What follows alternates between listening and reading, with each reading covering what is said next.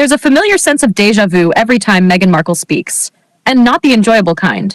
This week's installment, a rerun absolutely no one requested. Meghan is now championing fewer laughing emojis and more real laughter, a line so performative it might as well come with jazz hands. The takeaway is the usual. Screens are bad, humans are good, children need presence, connection, and belly laughs. Yada, yada, yada. Revolutionary stuff. Except it happens to be Princess Catherine's territory. Literally her life's work. So welcome back to Meghan Markle's most reliable brand trait, borrowing from Catherine, the Princess of Wales, and then behaving as though she discovered oxygen. Let's begin with the evidence. Princess Catherine has spent years quietly and deliberately building the Center for Early Childhood, a credible, research-based initiative centered on children's mental health, early development, and yes, screen use. In October 2025, Catherine co-authored an essay with Harvard professor Robert Waldinger titled "The Power of Human Connection in a Distracted World." The piece warned that early exposure to screens is driving a growing crisis of disconnection. Her language was measured, thoughtful, and grounded in decades of research. She wrote, "We're physically present but mentally absent, unable to fully engage with the people right in front of us." That statement wasn't born in a PR meeting. It came from firsthand observation, academic partnership, and real responsibility. And then, enter Meghan Markle, stage left, armed with a ring light and a heavy filter. Recently, Meghan and Harry appeared in a heavily filtered webcam conversation with authors Jonathan Haidt and Caroline Price for Oprah Daily. The pair had just released a book warning about the risks of early smartphone exposure for children. Meghan nodded solemnly, leaned toward the camera like she was about to pitch essential oils, and announced, "You cannot replace the feeling of a deep, guttural belly laugh." According to her, an emoji laugh doesn't trigger the same physiological response in children. First of all, guttural. A guttural belly laugh is rough, strained, and sounds more like someone choking on a potato than experiencing joy. It's not cheerful, it's not charming, and it's certainly not aspirational. Second, no one asked. Let's be honest, Meghan borrowing ideas isn't new. It's her defining feature. Her entire post-royal identity has revolved around jumping onto trends only after Catherine has already taken them all the way to the finish line. Mental health. Copied. Women's empowerment. Copied. Childhood development. Copied. Nature as healing. Copied. Quiet reflection. Copied. Even the timing of announcements around Catherine's birthday. Copied. And pointedly so. This appearance landed just as Catherine was being celebrated. Again, impeccable timing, as always. Meghan went on to claim that encouraging children to laugh more helps parents mirror those behaviors and become more present. But why should you have to force yourself to be present with your own children? Because here's the reality. Most parents don't need a podcast episode to remind them to engage with their kids. And if presence has to be scheduled, that's already a warning sign. Plenty of parents watching were thinking the exact same thing. I don't need Oprah Daily to tell me to enjoy my baby. I just do. That's part of the job. Now let's address the elephant in the Montecito mansion. Harry and Meghan talk endlessly about being more present, while Meghan is reportedly emailing her children because she's rarely with them.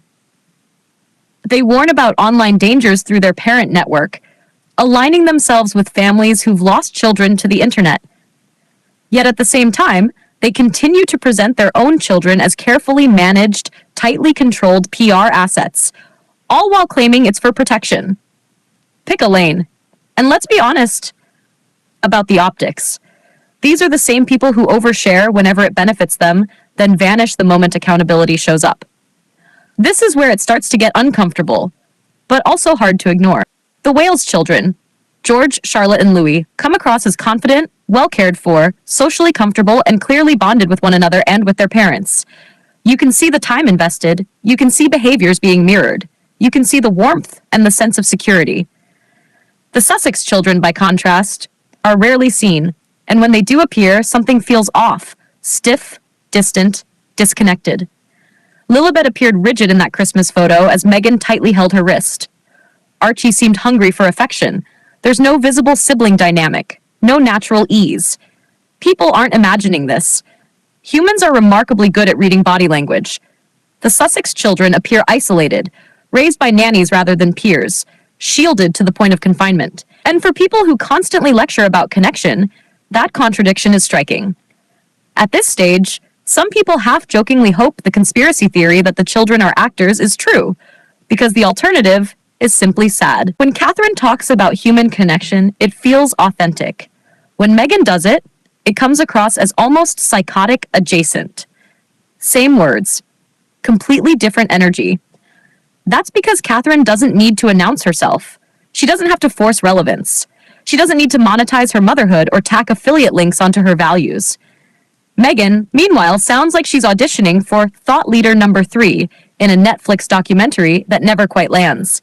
Everything she says feels like a clapback to something nobody asked. While Meghan was busy squinting through a beauty filter, Catherine quietly released the final installment of her Mother Nature series on her 44th birthday. No hype, no merchandise, no forced smiles. In the video, Catherine talks about winter stillness and the healing it brings. At one point, she dips her hand into water, casually revealing her iconic sapphire engagement ring. Cue Meghan fans spiraling, "Oh no, trouble in paradise," they cried, because Catherine had been seen without the ring the day before. Hospital rules, however, only allow plain bands, something Meghan fans apparently didn't bother Googling before tweeting. The ring, famously worn by Diana, has long been a sore spot for Harry, who complained in his book that it was never his to give. And yet, there it was. Quiet, regal, completely unbothered. Catherine doesn't feel the need to explain herself. She doesn't have to. Here's something the Sussex fan base will likely never grasp. True luxury doesn't shout. Catherine doesn't wear her engagement ring everywhere because that's not how fine jewelry works. You don't haul massive gemstones into hospitals, kitchens, or hikes. You wear them according to the occasion. Meghan, she layers every piece she owns, X's included, day in, day out. Cooking? Diamonds. Hiking? Diamonds. Disneyland? Diamonds. Catherine, on the other hand, generates real economic impact. What she wears sells out. Where she goes drives tourism. What she supports receives funding. She elevates causes without ever centering herself. Meghan's approach? Attach herself to other people's work and hope it sticks. She's repeatedly tried to monetize the visibility of the whale's children. Every attempt has failed, because you can't build a legacy by leeching off someone else's. Catherine shines a spotlight. Meghan crawls into it and tries to claim it as her own. Let's talk character. Catherine battled cancer. She never complained. Not once. Meghan? She complained about wearing neutrals and pantyhose. That's it. That's the comparison. Meghan thought the monarchy needed her narrative, her modernity, her spark, her injection of life. But Catherine is the new life. A non-aristocrat destined to be queen, someone who understood the assignment, evolving slowly, authentically, without destroying everything in her path. Diana understood this too. Meghan didn't, and that's why she failed. She couldn't tolerate not being number one. She still can't.